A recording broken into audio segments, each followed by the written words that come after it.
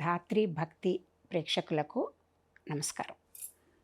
ఆషాఢ మాసంలో ఒక అలవాటుంది. అంటే మనం నియమ నిబంధనలు అవన్నీ ఇందాక మాట్లాడుకున్నాము. ఇప్పుడు ఇంకొక అలవాటు ఏంటంటే అత్తా, కోడలు ఒకటే ఇంట్లో ఉండకూడదు ఆషాఢ మాసంలో అని ఒక నియమం పెట్టారు. సో, దాని గురించి కొంత మనం మాట్లాడుకుందాం. ఎట్లా, ఎందుకు అలా వచ్చింది అనే దాని గురించి. ఇప్పుడు మనం ముందు చెప్పుకున్నట్టుగానే ఆషాఢ మాసం అంటే తెలుగు క్యాలెండర్‌లో 4 నెల కదండీ! ఇప్పుడు చాలామందికి అంటే ఇప్పుడు ముహూర్తాలు ఎక్కువగా ఉండే సమయం మనకి చైత్ర, వైశాఖ, జ్యేష్ఠ మాసాల్లో ముహూర్తాలుంటాయి. చాలామందికి అప్పుడు పెళ్ళిళ్ళయ్యే అవకాశం ఉంటుంది.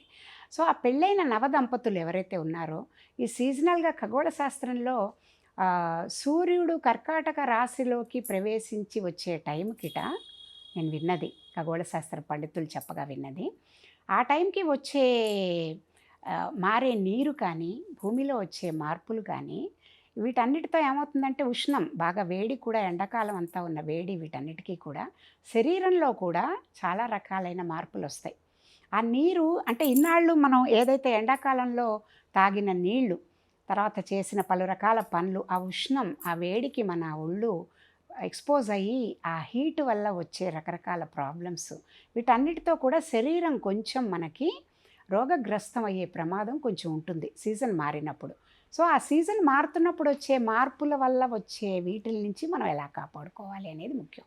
అంటే ఇప్పుడు ఆ నీరు ఏదైతే తాగామో, ఆ నీరు వల్ల పొట్టలో ఇన్ఫెక్షన్స్, వాటర్ బోర్న్ డిసీజెస్ మనం చూస్తూ ఉంటాం. వానాకాలం చాలామంది చిన్నపిల్లల నుంచి పెద్దవాళ్ళ వరకు కూడా వాటర్ బోర్న్ డిసీజెస్ చాలా వస్తాయి.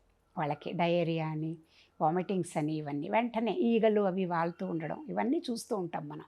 సో, ఇట్లా వచ్చినప్పుడు దాని నుంచి మనం ఎలా కాపాడుకోవాలి? అంటే ఈ టైంలో గనక ఒంట్లో బావుండదు. రెండోదేమో కొత్తగా పెళ్ళైన వాళ్ళకి సపోజ్ ఈ టైంలో అంటే ఇవన్నీ తీర్చుకుని వాళ్ళు నెమ్మదిగా కొత్తగా అత్తవారింటికి రావడం జరుగుతుంది. కొత్త పెళ్లి కూతురు.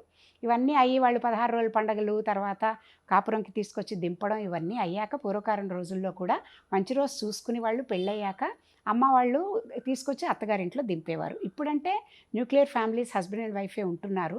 కాబట్టి ఎన్ని మనం ఈ టైంలో మనం ఫాలో అవ్వాలి అనేది మన వివేకంకే, మన విచక్షణ ఉపయోగించి కాలమాన పరిస్థితులను వచ్చే మార్పుల వల్ల మనము దానికి తగిన జాగ్రత్త తీసుకోవచ్చు.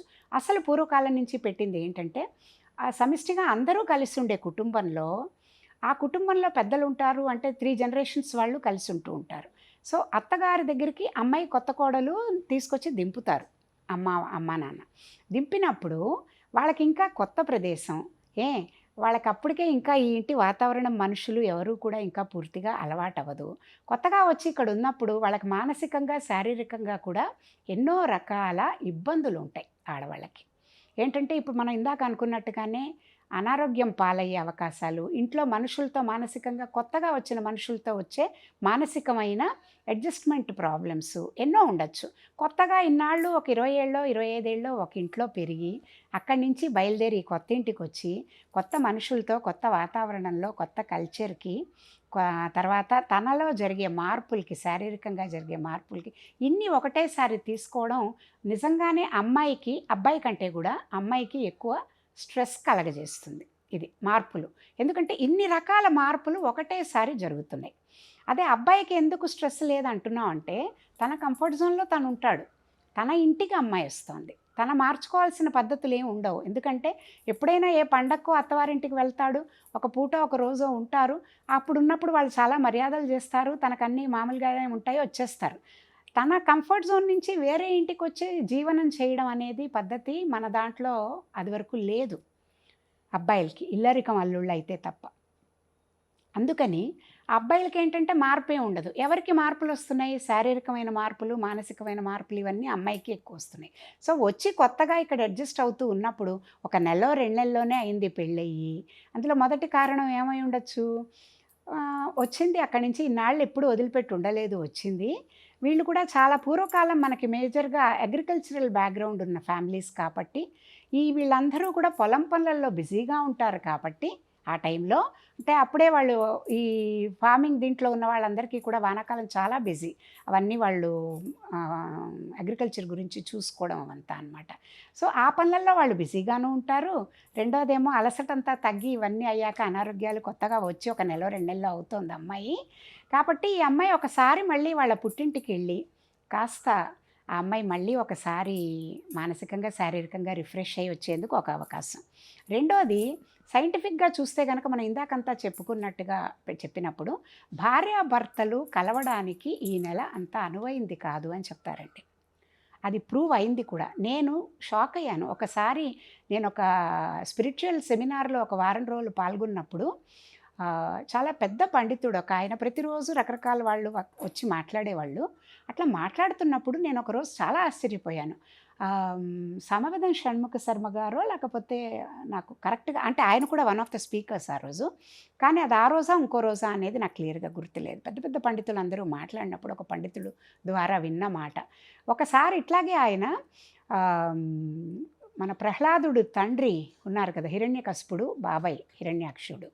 వీళ్ళ గురించి ఆ ప్రస్తావన చేస్తూ రాక్షస ప్రవృత్తి కలిగిన వాళ్ళు భక్తులు తర్వాత చరిత్రలో వాళ్ళ గురించి చెప్పుకుంటున్నప్పుడు వాళ్ళిద్దరి గురించి చెప్పి వాళ్ళ తల్లిదండ్రులు కలిసిన సమయం గురించి హైలైట్ చేశారు అందులో. హిరణ్యాక్షుడు హిరణ్యకశిపుడు ఎలాంటి వాళ్ళో ఎంత క్రూరులో మనకి తెలుసు. కానీ దానికి వెనక కారణం ఏ సమయంలో అందుకే మన సనాతన ధర్మంలో ఏం చెప్తారంటే పెళ్ళయ్యాక కూడా వీళ్ళకి ఎప్పుడు కలవాలి ఏ టైం బాగుంటుంది అనేది కూడా ముహూర్తం పెడతారండి. ఫస్ట్ టైం కలిసేది వాళ్ళకి ఒకవేళ పిల్లలు పుడితే కూడా ఆ పిల్లలు హెల్తీగా చక్కగా సాత్వికంగా దైవ గుణం కలిగి లేకపోతే మానవ గుణం కలిగి అట్లా ఉండే పిల్లలు పుట్టాలి అని. రాక్షస గణాలుగా పుట్టిన వాళ్ళ వల్ల కుటుంబానికి తల్లిదండ్రులకి సమాజానికి అందరికీ ప్రమాదమే కదా.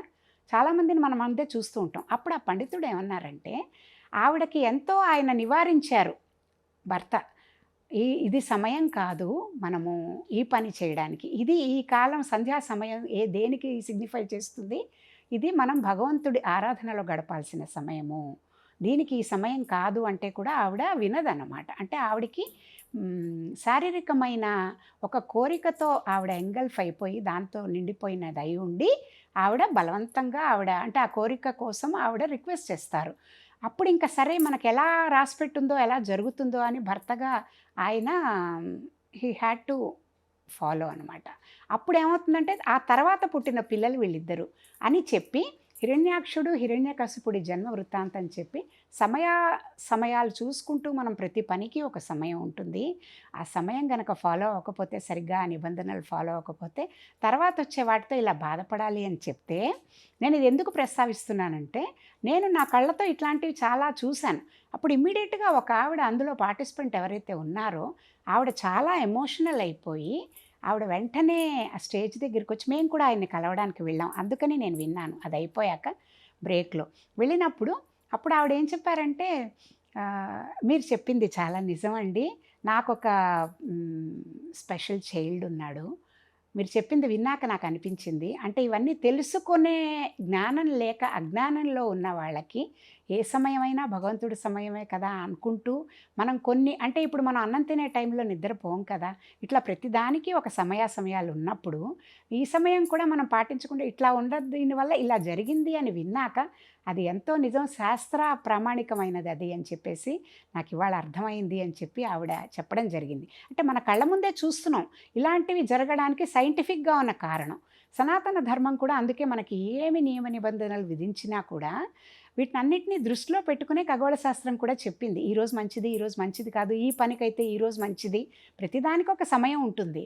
కాబట్టి ఆ సాత్విక టైము, ఆ రాజసిక టైం, తామసిక టైంకి తగినట్టుగా మనం ఏ సమయంలో ఏ పని చేయాలి అనేది చెప్పడమే మన సనాతన ధర్మం యొక్క మూల ఉద్దేశం అండి. సో ఆషాఢ మాసంలో కూడా మనం ఎందుకు అత్తాకోడళ్ళ దగ్గర ఉండకూడదు అంటే ఇట్లాంటి వాటి వల్ల వచ్చే అనాచారాల వల్ల కానీ వాళ్ళకి వచ్చే ఇబ్బందులు కానీ లేకుండా అంటే అత్తతో కోడలు కలిసి ఉండేది కాబట్టి అప్పుడు అలా చెప్పారు.